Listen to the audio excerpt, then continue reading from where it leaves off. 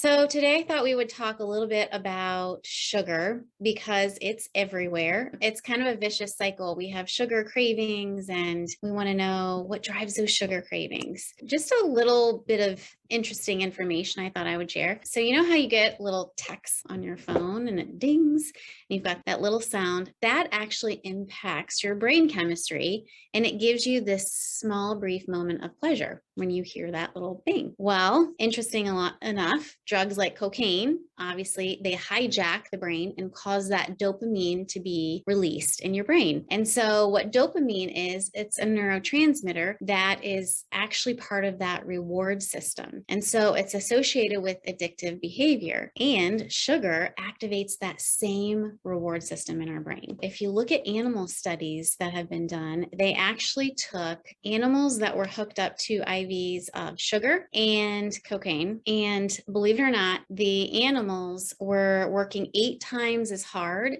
to select the lever with the IV that had sugar in it. And so it is such an addictive, it's such a potent activator of that dopamine system, that reward circuit, that once we go in for sugar, we want more and more and more of it. So I just kind of find that crazy that these animals want the sugar even more so than the cocaine, which is kind of scary. So what makes these sugar cravings worse? Well, obviously genetics can play a role. Some people have variations in the receptor sites in their brains for dopamine, so they need more of that stimulation to receive that same pleasure as the next person. Overweight. So if you're overweight, then those receptor sites are actually down-regulated, which means that the more overweight you are, the less your pleasure centers work. And so you need more and more and more of that to actually stimulate those receptor sites. And then what makes sugar worse is sugar. Just as we talked, it's a vicious cycle. So it can really disrupt those hormones, leptin and the signaling hormones that make you feel full.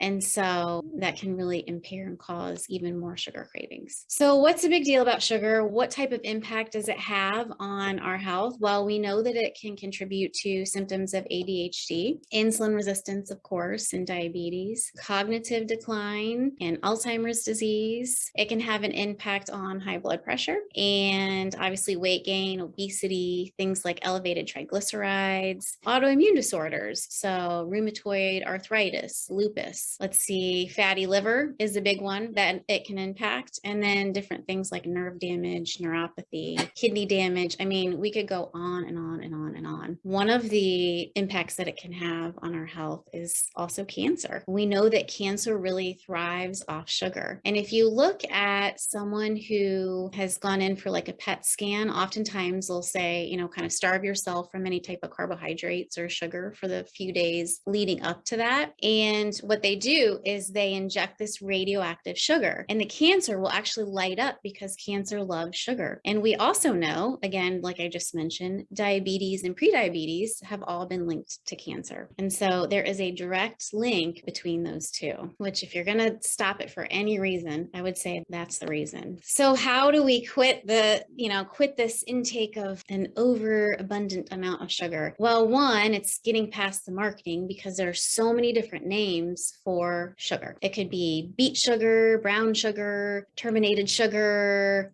juice concentrate, corn solid syrup, castor sugar, date sugar, malt. I mean, you name it. There's so many different, I think like over 100 different names. And so we need to really kind of tune into the ingredient list and pay attention to what is on the ingredient list. And the other rule of thumb, I would say, is if you pick up a box and you look at the ingredient list and there's something in the ingredient list that maybe you don't have in your cupboard, in your kitchen, then it probably should go back on the shelf. So if you can't recognize what is on the ingredient list, then put it back. You don't want those synthetic chemicals in your kitchen anyway. How much sugar should we take in on a daily basis? So the American Heart Association for women actually recommend 6 teaspoons daily, which is about 20 grams. And then for men, a little bit more, about 36 grams, around 9 teaspoons. And for kids, even less, which is about 12 grams. So I brought in this little yogurt here. We just had it in our staff lounge. So I don't know whose this is, but I'm not going to call anybody out. But this guy, I don't know if you guys can see. So this is a basic yogurt you would find, at the grocery store. And total, let's see, total sugar, 13 grams. That's a lot of sugar. So that is almost what the American Heart Association would say is your daily serving. And this is just one little serving of yogurt. So we really need to pay attention to those labels and make sure that we're tuning in. An 8-ounce glass of orange juice has about 5.5 teaspoons of sugar, which equates to around 20 grams. And not only the labels, but also the serving size we need to pay attention to. Because oftentimes, like a bowl of cereal or a fruit juice or a fruit drink, such as an orange juice, the serving size might be 2 per container. So that's something else that we need to pay attention to. The question often gets asked, are artificial sweeteners okay? And the answer is no. So you guys are probably familiar with Splenda, Sweet and Low, NutraSweet, aspartame. There's probably a few others that are approved, which I don't know why they shouldn't be, because they can alter the gut microbiota. It's been linked to obesity, changes in the microorganisms in the gut that are associated with obesity. It can also impair your glucose tolerance, so it increases your risk of diabetes and cardiovascular disease. It can impact hormones, believe it or not, and then also has a connection with impaired neurological function.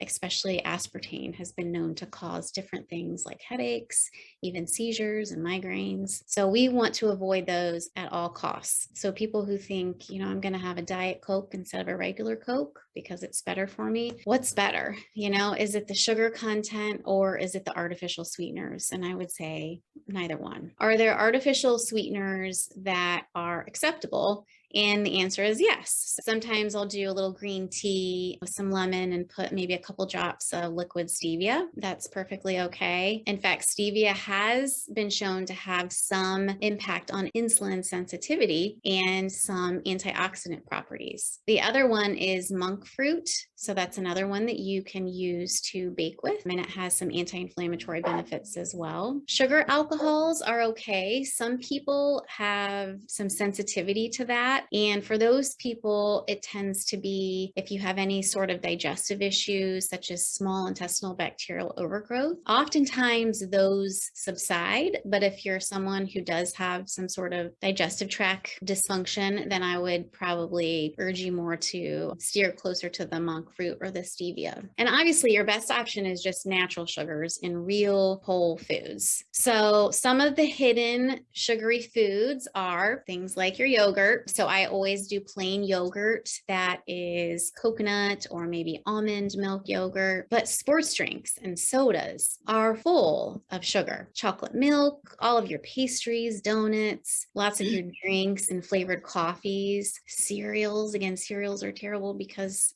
it's that serving size in addition to all the added ingredients. Sauces and condiments like ketchup, barbecue sauce, granola bars are really hard to find a good quality, healthy bar that has very little ingredients and not full of sugar. And then obviously anything dried, so like dried fruit, canned fruit that can be just sitting in syrup, alcohol, wine, so all those in moderation as well.